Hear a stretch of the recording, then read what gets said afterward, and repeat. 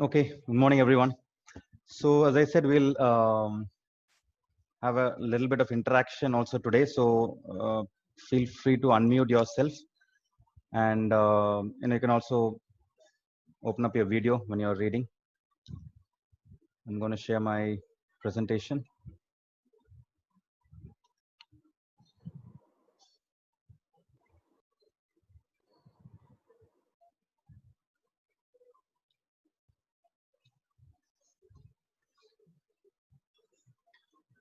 Yeah, let's start with a word of prayer.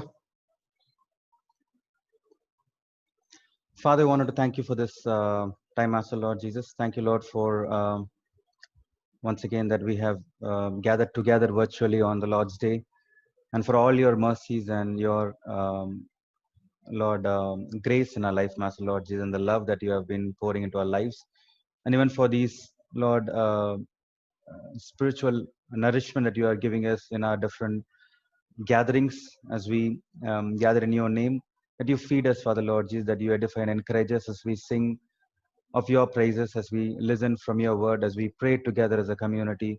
You move among our midst, you inspire our hearts, and then you refresh our soul.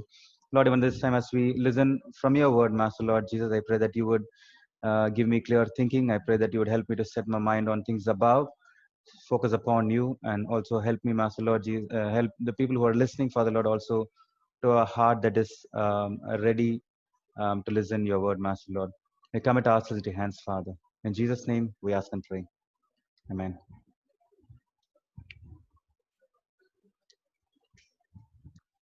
So we are continuing on 1 Samuel 13, and we saw till 13 chapter verse 14 last week, where we saw about we are till the point where Saul was anointed as the king, and we ended with a place where Saul was offering unlawful sacrifice to the Lord. So that's where we ended, and today we'll continue from verse 15. And before that, I wanted to give a little bit of background of where we are in this current narrative, so that we'll get a picture, those who are not closely following. So in this story, we have been seeing the main enemy of the Israelites were Philistines. And the Philistines were a constant threat to Israelites, and they were actually on a dominating power over Israelites. They were setting up military garrisons in different parts of Israel to show their control, and they were also apparently taking taxes, collecting money from Israelites for different purpose. And we also read down the line in the current chapter that we are looking at that they made sure that the Israelites had to go to the Philistine territory if they had to sharpen their equipment. And there was one such Philistine garrison was located in the city of Geba, which was in Benjamin. And Jonathan, we see, was in a place called Gibeah with with 1,000 men, and Saul was in a place called Michmash, and he had around 3,000 men. So let me just show you a small map. So this is the place of Benjamin, where we see the place called Michmash is located, and Gibeah is also located. And Saul was in the top part in Michmash with 3,000 men, and Jonathan was here a little down in Gibeah.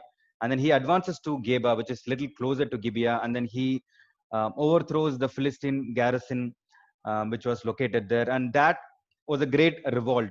Philistine who consider themselves superior, Philistine who were kind of controlling the Israelites, now sees that they have been revolted against, and the Bible says Israelites became a stench to the Philistines. They could not tolerate, and then they come up with a very massive army against the Philistines. And then we read they came up with 30,000 chariots, 6,000 horsemen, and then the troops that was with them was like multitude, like sea or sand on the seashore. That's how many people they came up against. And once this attack was made, Saul makes a formal announcement throughout all Israel saying, we are in this situation, And then he also announces, kind of saying that no, Saul did that. Saul revolted against the Philistine. He did not mention the name of Jonathan. He apparently kind of takes credit for what was happening. And then immediately he leaves to Gilgal. So Saul was in Michmash, and from there he goes to Gilgal, which is here, which is in the territory of Manasseh in Israel. So he moves there, which was following the order which Samuel gave in 1 Samuel chapter 10. So Samuel commands Saul in 1 Samuel 10, 7 days you shall wait until I come to you and show you what you shall do. There are two possibilities of what actually Samuel meant there to Saul. Some say that it was exactly this situation, that Saul was supposed to attack the Philistine garrison, which was located in Geba, and there will be a situation, the enemy will be attacking them, and then he has to come there. But the other interpretation on 1 Samuel 10 is that it was a standing instruction. Whenever there is a distress in the nation, whenever there is a difficult situation, then Saul had to come to Gilgal, and he has to give a 7-day grace period kind of thing for Samuel to also come over there, and then they'll consult, they will seek the Lord, they will try to pray, they will try to Samuel will give instruction to Saul of what he should do. So here we see that Saul indeed obeyed the orders of Samuel. We see Saul is following the orders of 1 Samuel 10 that he was given. So this kind of gives a picture where what Saul was doing, was going to Gilgal, and then we see he makes an unlawful sacrifice and all that he was doing. It kind of give a picture of who Saul was. He was not in total rebellion against God. He was not a total rebel. It's like, I'll do my own thing. He was not like one of those wicked Israel rulers who are to come at a later point of time, who will actually sacrifice to idols, and they set up strongholds in the high places, and they were totally into idol worship. They were following the idolatry of the surrounding nation. But Saul was not like that. He was little different, and because of this reason, Saul is a wonderful example for us to look at, and also be warned that we should not be like that, because it was not in total rebellion against God. A small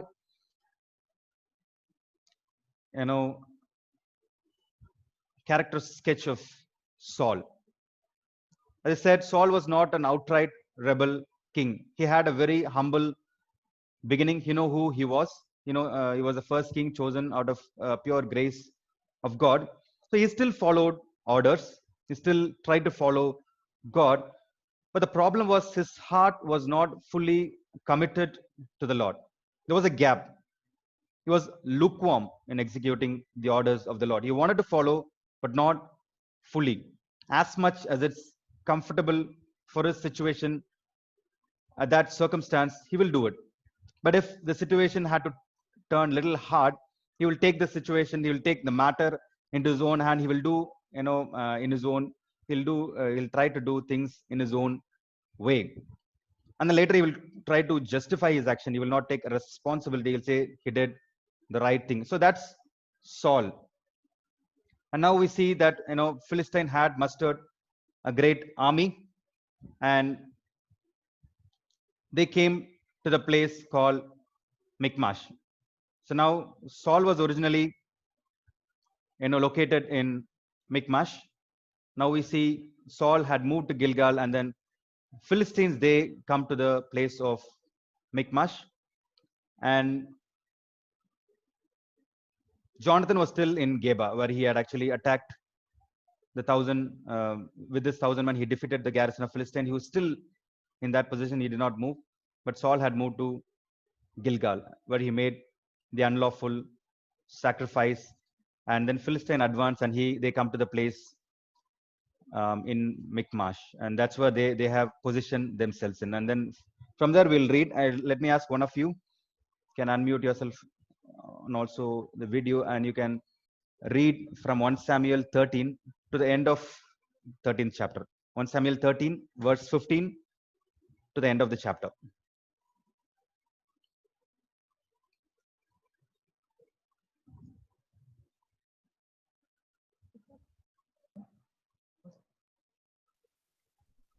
Can one of you unmute yourself and read that part of the verses? Yeah, bhai, I'm reading it.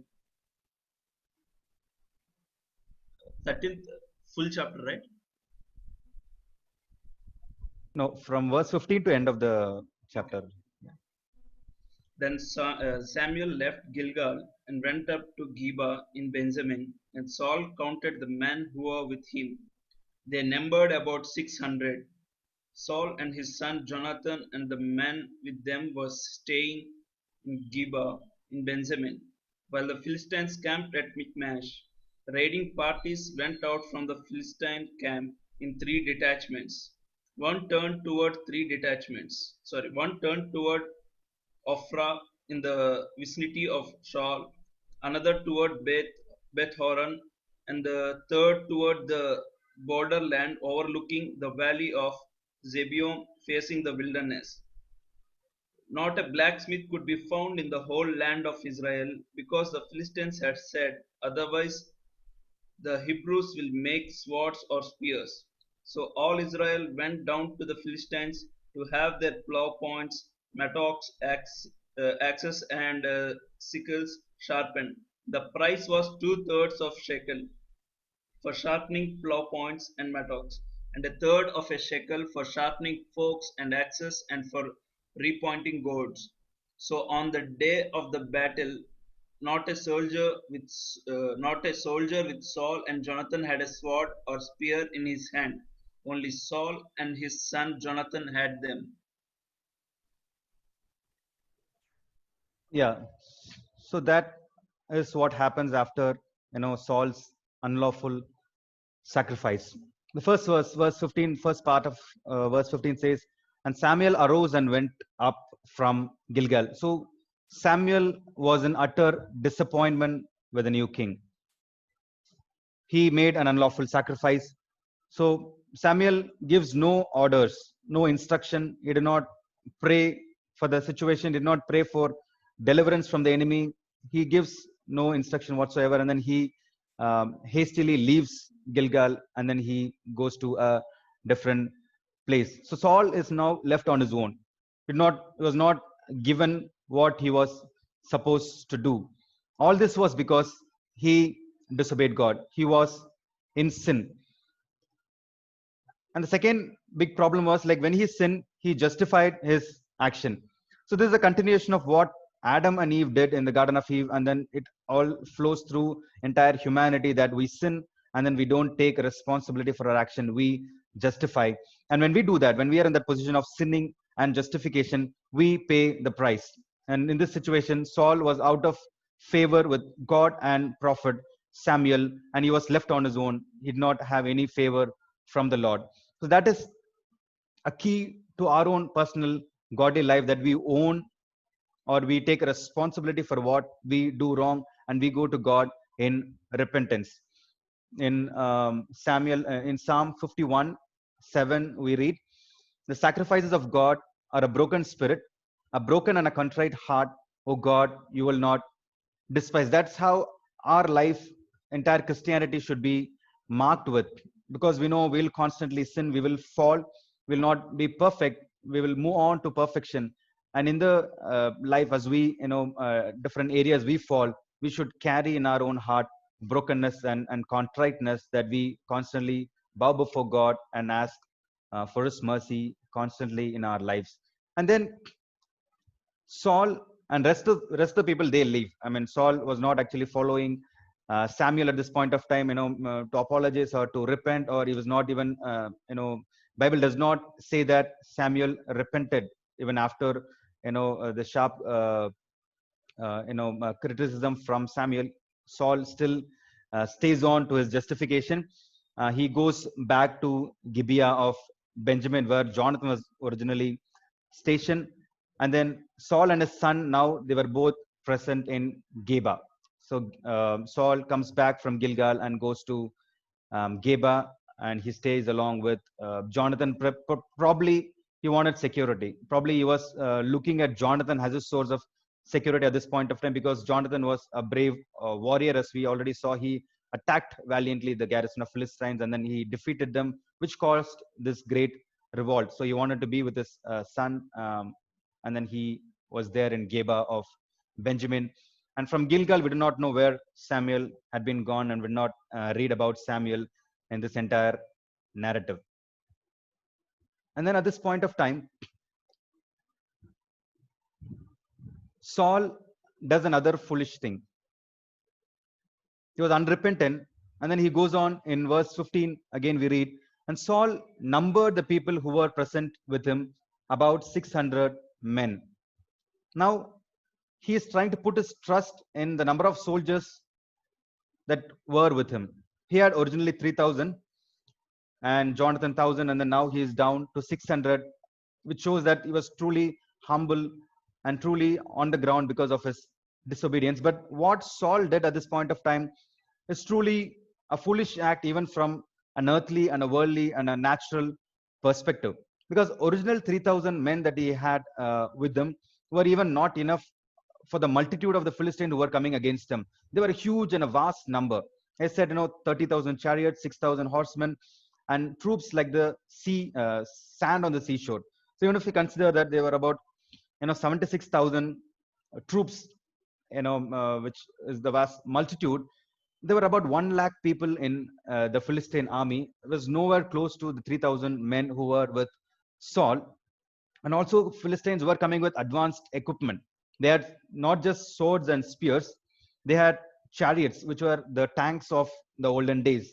So they were coming with advanced military equipment, and Saul soldiers were just having farm equipment in their hand. They did not have any spears or swords with them. Such a weak army.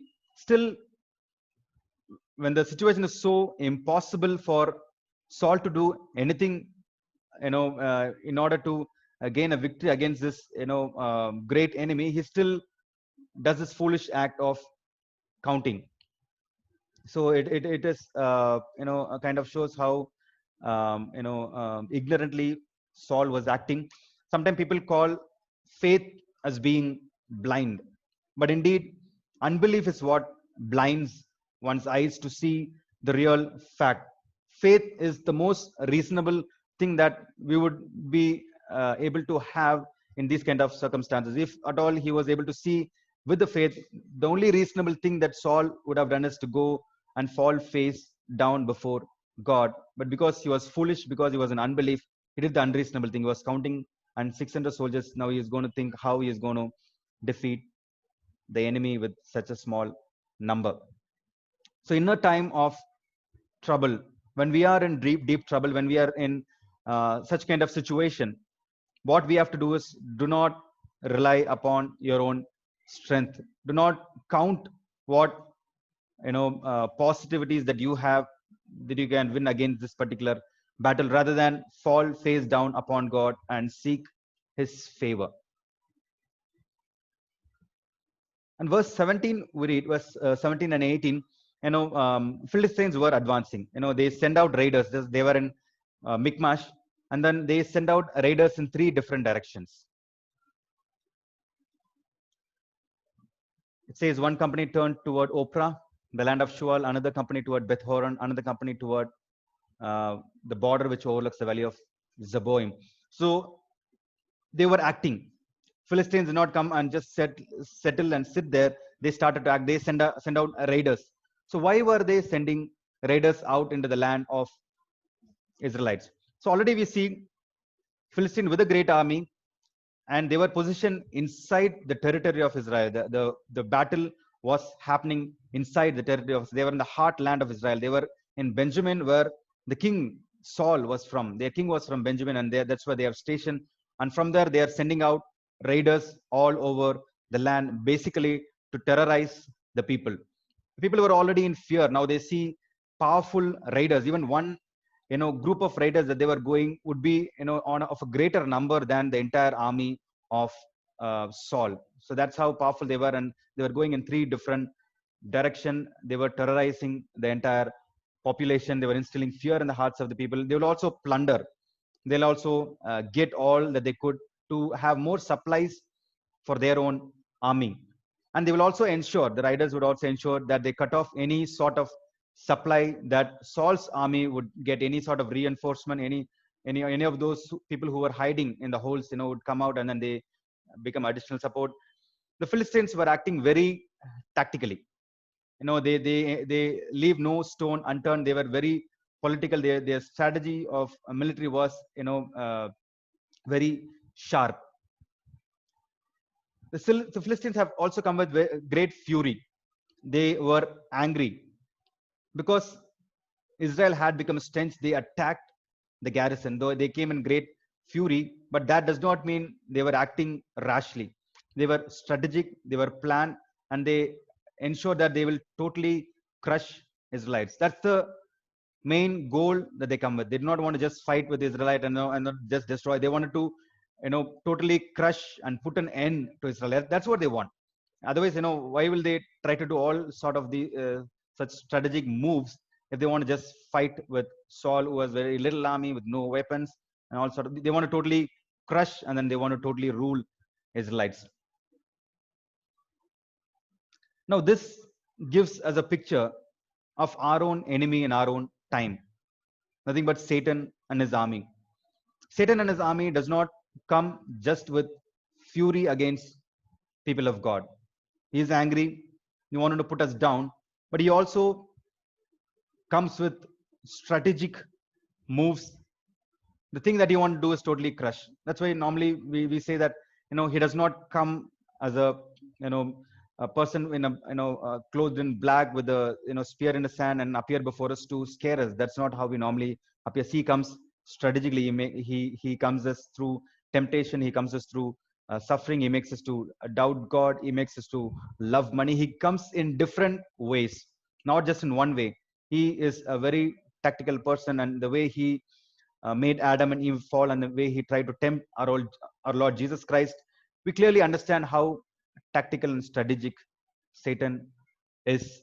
And so, when we see the advance of the Philistine and how they work against the people of God, we see what's happening in our own lives and the war that we are engaged against the principalities and the powers of darkness.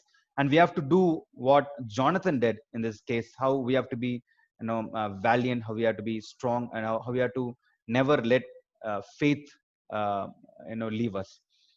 And in verse 19, we read another old long-term strategy of Satan, which became very beneficial, which made them in a very advantageous position in this great war of Michmash. It says in 19, no blacksmith could be found in the land of Israel for the Philistine side, otherwise the Hebrews will make swords or spears. So when Philistines were having some level of control, they banished all blacksmith from the territory of Israel and they pushed all of them. Maybe some of them were Israelites. Some of the blacksmith were Israelites. Some of the core material the blacksmith need were actually from the land of Israel, because there's a land flowing with milk and honey. The source was Israel, but they moved all of that work into the territory of inside the Philistine territory here, and all that was happening here. Another interesting, just on a note, we see how small is the land of Philistine, how huge is the land of Israel. Even the land of Judah is bigger than the Philistines, but because of the sin of Israel, now they are in control of Philistines, and the Philistines are more powerful with such a small land that they have with them. And so the Philistines ensure that the blacksmiths are all inside the territory of Philistia. And even if the Israelites had to sharpen their farm equipment, they have to go to Philistine.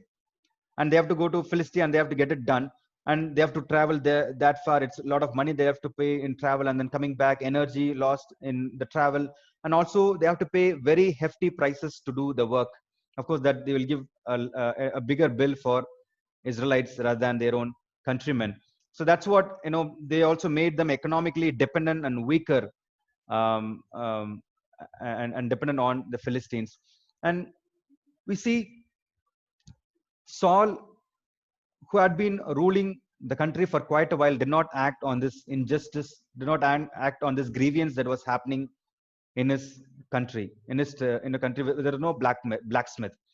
He already waged a war against the Ammonites, when Ammonites were fighting against you know, one of their countrymen, Saul, went and defeated them because Spirit of God filled him, and then he went against Ammonites and he defeated the Ammonites.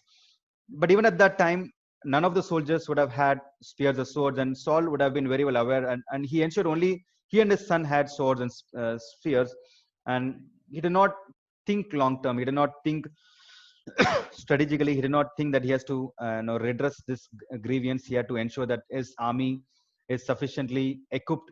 He did not do any of that. He lacked leadership skill, as we already saw from the beginning. He was taller, he was smarter, but he lacked certain qualities that a king should have. He did not have any long term vision. He did not have any vision for the army. He did not think about the people.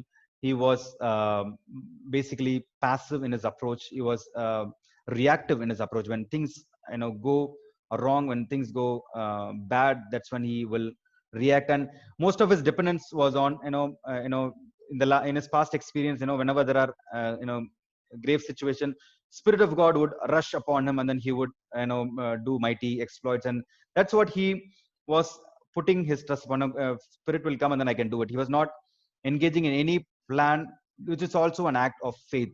As a ruler of the land which God has appointed him, where God has anointed him to rule the entire land, he did not show any wisdom that his later descendants like David and Solomon would show. This was a passive king.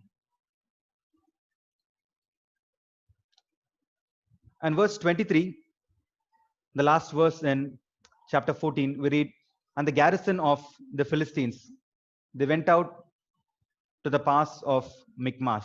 So they were actually advancing. They go to the pass of Michmash because that is where they can actually, go over to the camp of Saul and Jonathan in Geba. They cannot directly go from Michmash because there is a great divide. We'll see about Jonathan who will cross that divide, but the army is going to the pass, so that from there they are stationing and positioning themselves for the attack. And from there we'll go to verse 15. So let me ask one of us to read chapter 14, verse 1 to verse 23. First 23 verses in chapter 14. Can one of you unmute yourself and read, please? Now it happened one day that Jonathan the son of Saul said to the young man who bore his armor, come, let us go over to the Philistines' garrison that is on the other side. But he did not tell his father. And Saul was sitting in the outskirts of Gibeah under a pomegranate tree which is in Migron. The people who were with him were about 600 men. Ahijah, the son of Ahitub, Ichabod's brother, the son of Phinehas, the son of Eli, the son of Lord's priest in Shiloh, was wearing an ephod. But the people did not know that Jonathan had gone. Between the passes by which Jonathan sought to go over to the Philistines' garrison, there was a sharp rock on one side and a sharp rock on the other side. And the name of one was Bozez, the name of the other was Seneh. The front of one faced northward opposite Michmash, and the other southward opposite Gibeah. Then Jonathan said to the young man who bore his armor, come, let us go over to the garrison of these uncircumcised. It may be that the Lord will work for us, for nothing restrains the Lord from saving by many or by few. So his armor bearer said to him, do all that is in your heart. Go then, here I am with you, according to your heart. Then Jonathan said, very well, let's cross over to these men, and we will show ourselves to them. If they say thus to us, wait until we come to you, then we will stand still in our place and not go up to them. But if they say thus, come up to us, then we will go up. For the Lord has delivered them into our hands, and this will be a sign to us. So both of them showed themselves into the garrison of the Philistines. And the Philistines said, look, the Hebrews are coming out of the holes where they have hidden. Then the men of garrison called out to Jonathan and his armor bearer and said, come up to us and we will show you something. And Jonathan said to his armor bearer, come up after me, for the Lord has delivered them into the hand of Israel. And Jonathan climbed up on his hands and knees with his armor bearer after him, and they fell before Jonathan. And as he came after him, his armor bearer killed them. That first slaughter which Jonathan and his armor bearer made was about 20 men within about half an acre of land. Until 14 or longer? Okay. And there was trembling in the camp, in the field, and among all the people. The garrison and the raiders also trembled, and the earth quaked, so that it was a very great trembling. Now the watchmen of Saul in Gibeah of Benjamin looked, and there was a multitude melting away, and they went here and there. Then Saul said to the people who were with him, "Now call the roll and see who has gone from us." And when they had called the roll, surprisingly Jonathan and his armor bearer were not there. And Saul said to Ahijah, "Bring the ark of God here," for at that time the ark of God was with the children of Israel. Now it happened while Saul talked to the priest that the noise which was in the camp of the Philistines continued to increase. So Saul said to the priest, "Withdraw your hand." Then Saul and all the people who were with him assembled, and they went to battle, and indeed every man's sword was against his neighbor, and there was very great confusion. Moreover, the Hebrews who were with the Philistines before that time, who went up with them into the camp from the surrounding country, they also joined the Israelites who were with Saul and Jonathan. Likewise, all the men of Israel who had hidden in the mountains of Ephraim, when they heard that the Philistines fled, they also followed hard after them in battle.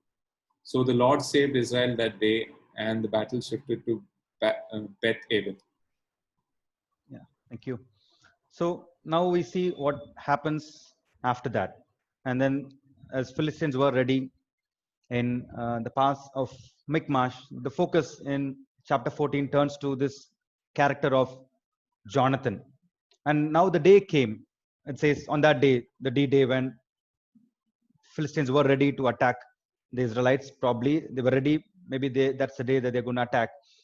Now Jonathan, son of Saul, said to his armor bearer, "Come, let us go over to the Philistine garrison, which is on the other side." So they were not going to the pass. There was a garrison that was set up on the other side of the Geba in Michmash, where he wanted to go and try to cause confusion there.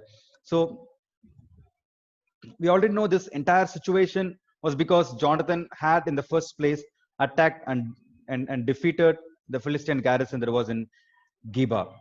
Now they revolted, and there's a greater threat, greater problem that the whole nation is under, and the main problem was Jonathan. And if only the Philistines capture Jonathan, one can imagine they will not leave any of the people of Israel. But if they get hold of Jonathan, you can imagine what they would do. This was a man who led the revolt. This was a man who attacked and killed their governor in the garrison in Geba. So this was a man that they wanted, wanted the most. And if they could bring, or one of the soldiers of Philistines could capture this man and take them to the lords of the Philistine, and we don't know what all they would do with Jonathan. But Jonathan shows no sign of fear whatsoever. We see a man who was valiant, but all his courage and his bravery, we can see it's all rooted in faith in God. So here we see a man who we don't discuss much in the light of a person like David. Jonathan was not wouldn't be normally much discussed among us, but here we see again a man who was full of faith, who was full of action. And that is the reason, even at a later point of time, he finds a good connection with David, who himself was a man of faith and action. So they have a very good friendship. They were of the same spirit. They were following God faithfully. So Jonathan decides, he makes his plan. Now I'm going to go. He is actually going on a kind of a suicidal mission. I mean, that's what one would think. As a one man who has got, that's the only person who has got a sword. So he decides, okay, let me go over to the garrison of the Philistine. And he thinks that as a one man, he can defeat the entire, army, 1 lakh plus. So he makes his plan, and he tells his armor bearer to come with him. And then he does not tell his father. Probably it shows that he did not, trust his father because of all the decisions his father had been making, and it's not in line with faith. And probably he thought his father would stop him, because in the first place, Saul came from Gilgal to Jonathan for kind of a security. And if Jonathan also leaves the place, Saul would be still more filled with fear. So Jonathan leaves quietly. And the second verse, quickly, it gives a quick summary of what Saul was doing at this point of time. And when Jonathan was planning, Jonathan was ready to act, Jonathan was ready to, fall over the Philistine. We see Saul in a totally opposite behavior. Saul was staying in the outskirts of Gibeah. He was in outskirts, not even in the center of the city. He was sitting under a pomegranate tree, which is in Migron. And the people who were with him, 600, he already counted them. And then he also had, Ahijah, the priest, who was the descendant, a great grandson of Eli the priest, who used to be at Shiloh. He was wearing an ephod, and people did not know that Jonathan had gone. Look at Saul's passivity again, how reactive he was in his approach. And he being the king, he was the one who was supposed to take action. He was the one supposed to take decision. But now, as we know, that he was in a totally out of favor with God, and he is sitting there with no plans, with no vision, with no action to take. He was just passively. He was totally clueless. He was scared. And we know that when at the beginning he was chosen to be the king, when Lot fell on him, he was hiding, and people had to pull him out and then bring him here. We see the same kind of behavior, still passive. After being made king, after being anointed, after being filled with the Spirit, he still shows the same character weakness. Probably he was waiting that suddenly the Spirit would rush upon him and then he would do the mighty exploit. But we know that is not going to happen. He probably presumed that it would still happen, but now he sits there. As he sits there, as he was waiting there, he is like Samson, who had all his head shaved and he had no power and he lost favor with God. Saul was in the same position. Saul had fallen because he disobeyed. He was in sin and he did not show any sign of repentance. So that's where Saul was. And you also see a descendant of Eli, Abijah, the priest, was Saul's priest at that point of time. And we know Eli's line had already been rejected by God to be the priest. So there is a rejected king and a rejected priest together sitting in that city, and they don't know what they're going to do. So Saul is setting up a priest for himself from a rejected line, which also shows his own kingdom has been rejected by God. Next verse, Jonathan starts to act. Between the passes by which Jonathan sought to cross, there was a sharp crag on one side and a sharp crag on another side, and one was called Bozez and another was called Sena. So this was, the meaning of Bozez was slippery, and the meaning of Sena was thorny. It kind of indicates how difficult the pass that he has to cross. I'll show you a picture of that.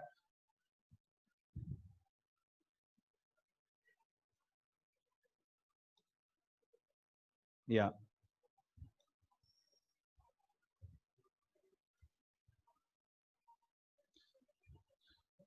So this is Michmash, where the army was originally location, Philistine army, and this is the place where Saul and Jonathan's army were. They can't directly cross because there is this big gap.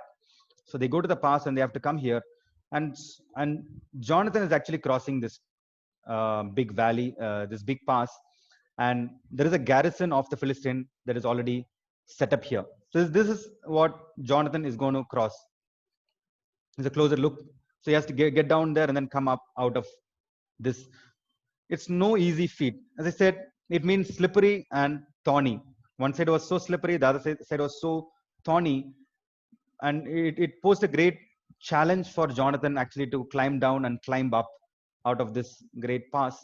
But he does that because he was a man of action. Nothing would stop him. No difficulty, no hindrance would put him down. He would go forward in faith. Now, seeing that, he did not grumble, he did not doubt, he did not sit and moan. He says to the young man who was carrying his armor, "Come, let us cross over to the garrison of these uncircumcised. Perhaps the Lord will work for us, for the Lord is not restrained by many or by few." His armor bearer said, "Do all that is in your heart. Turn yourself.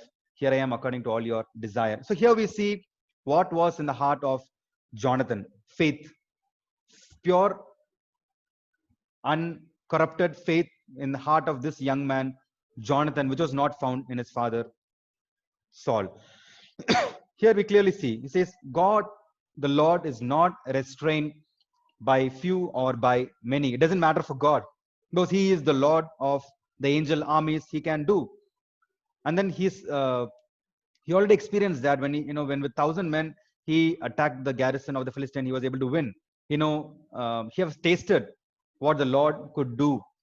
But now he's even venturing into a greater faith, whereas a one-man army is going against a vast multitude of an army who is in great hatred and anger against this man, Jonathan. But he is determined, he is full of faith.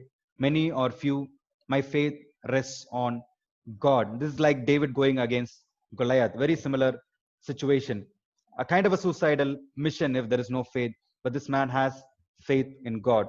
He believes that God will work through him. And then he is not totally presumptuous. He does not completely presume that, no, I will go. I already had done this. Now I can do it again. No, his trust is again upon the Lord. And that's the reason in the next verse he says, I will have this sign. That's one way Old Testament men used to understand if the Lord was with him. So he said to himself, I'll go down to that pass, and if the Philistines see me, and then they say to me, come up to us, then we'll go up and we'll know for sure that the Lord has given them into our hands, and this shall be a sign to us. So he has determined a sign from the Lord, and only if he sees that sign, he knows that the Lord was with him and he's going to get mighty victory. So his dependence is clearly upon the Lord and not in his own strength, not in his own valor or bravery, nothing of that sort. He is dependent on the Lord. And when and then he gets down and then he shows themselves to the Philistines, and then they say, behold, Hebrews are coming out of the holes, where they're making mockery out of Jonathan and his armor bearer. Probably they did not still recognize that it was Jonathan. They're thinking it's one of the ordinary Hebrew men who were trembling with fear, did not know it was Jonathan, who was full of faith. And men of garrison, they hailed, come up to us, we'll show you something. He was again there in a mocking tone. They're saying, come, we'll show you something. And then it is at this time, Jonathan says to his armor bearer, it's a final victory declaration. Even before the victory has happened, Jonathan declares, come up after me, for the Lord has given them into the hands of Israel. This is the eyes of faith which with Jonathan was seeing. He gives no element of fear to operate in his heart. He was full of faith, and then he marches forward. So when there is faith in heart, it is natural that the mouth declares it. Sometimes, I don't want to confuse this with the positive confession that, people of the world teaches, confess, and it'll change your reality and it'll happen. Not that. Here is a man who actually is experiencing a true reality of faith in his heart, and his mouth confesses it.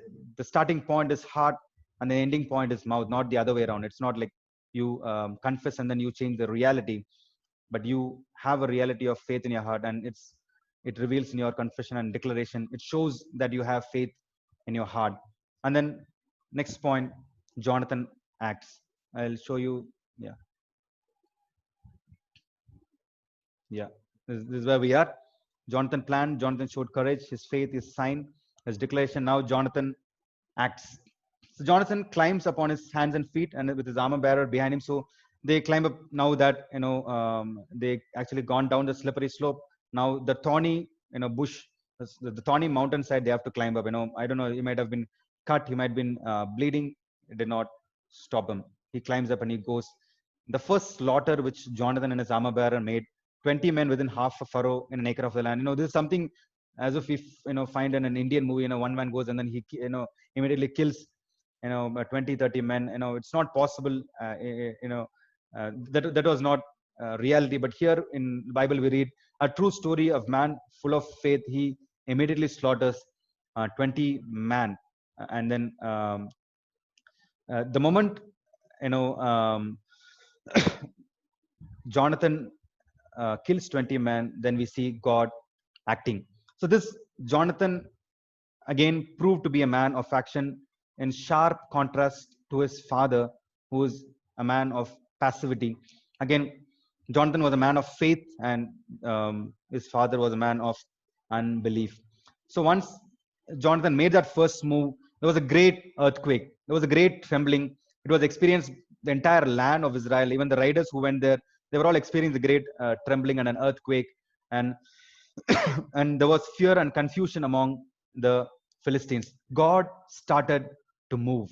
If God started to move, doesn't matter 1 lakh, 2 lakh, 3 lakh, or 100 lakh, the people will have to be will have to bow before this great Lord who acts on the behalf of his people. He put a great confusion also among the midst, and they started to fight against each other, and they started to slaughter each other. And then now the man Saul sees all that is happening from the camp, and then say, look who is missing from our side. What's happening? Why there's a lot of confusion among the Philistines? What is happening? Just quickly see who is missing, and then they find it is Jonathan. And then it is interesting that even at this point of time, Saul thinks he can do something spiritual.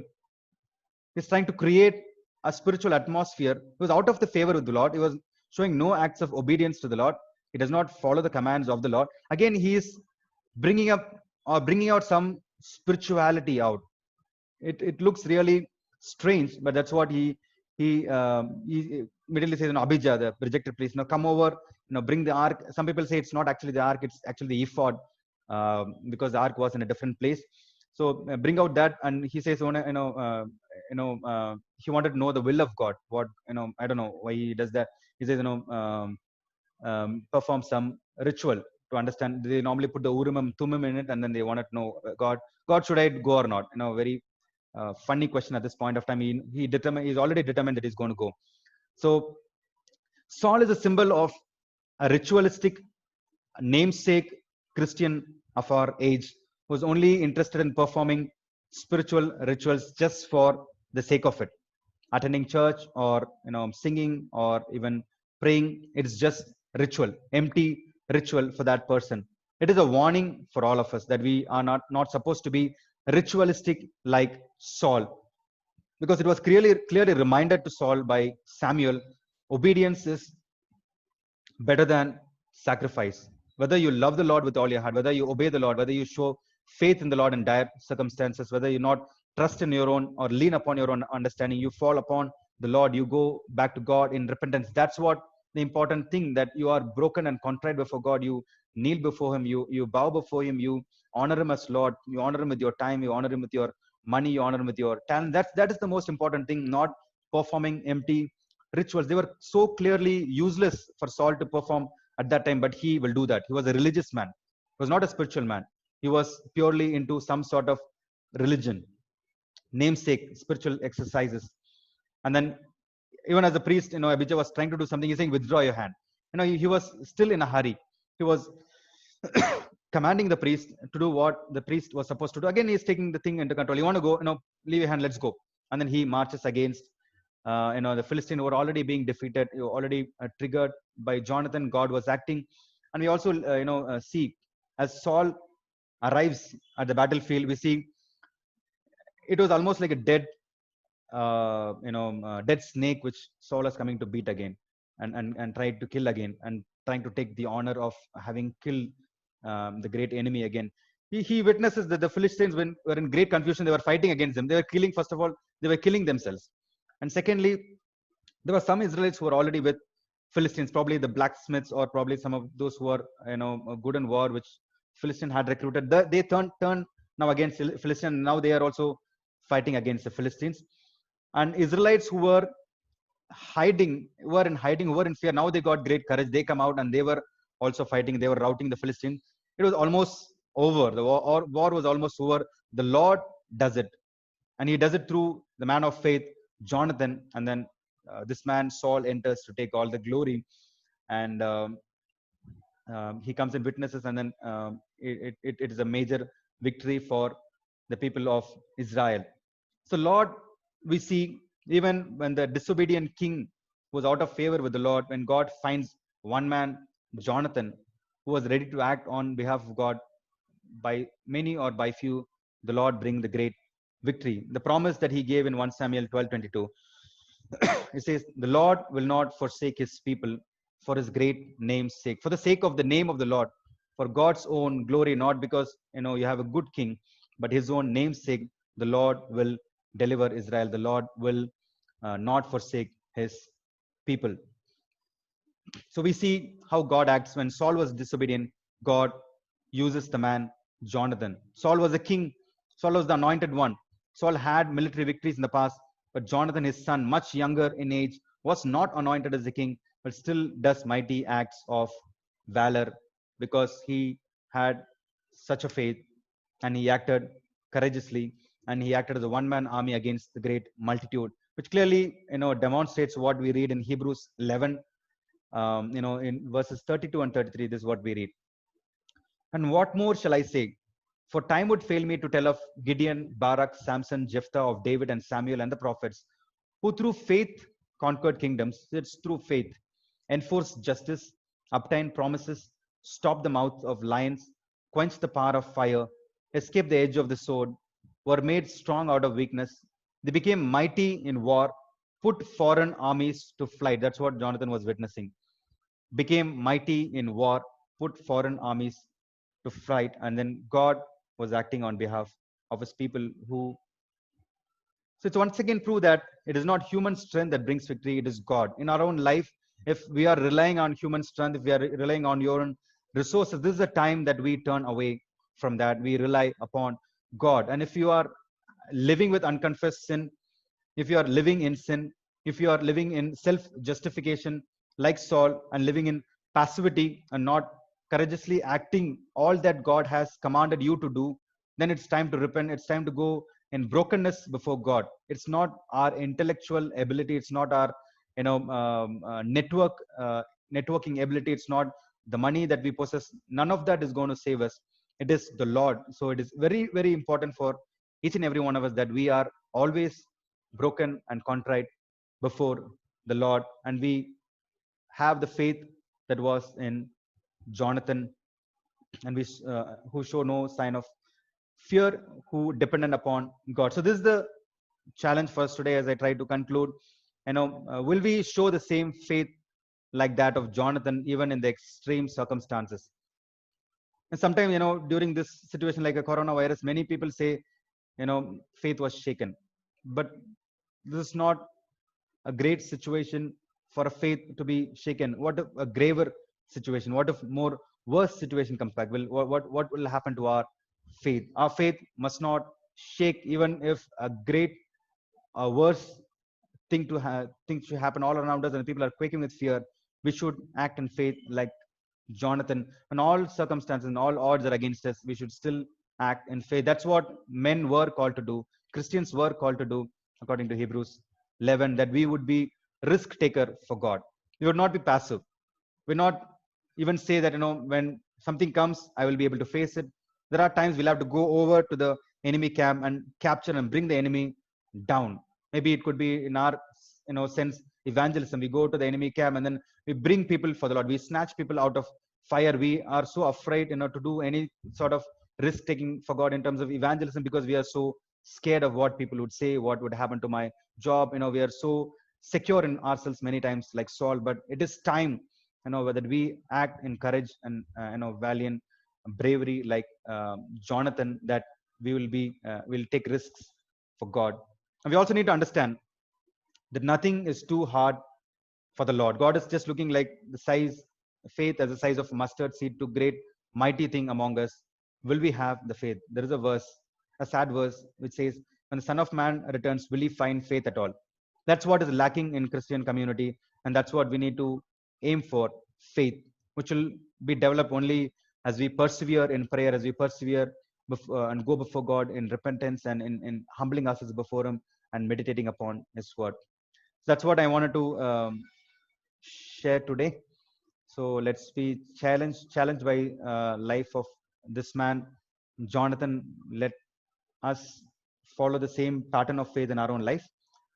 Can I ask Baya to close with a word of prayer, or you wanted to share a few words before that? I think you shared well, Tanga. Thank you so much. We'll just pray.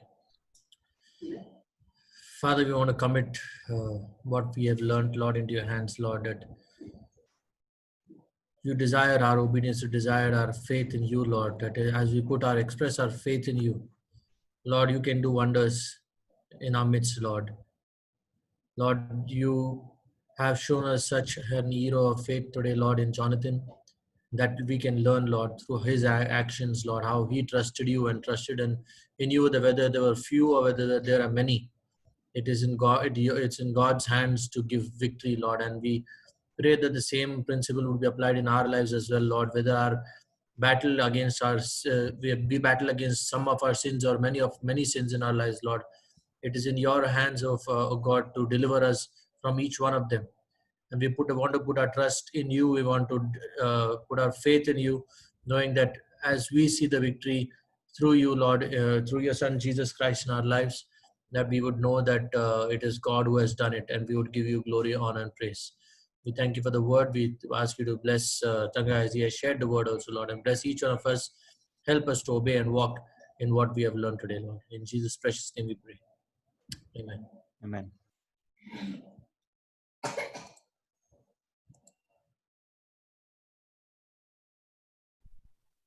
Tanga, you want to stop recording?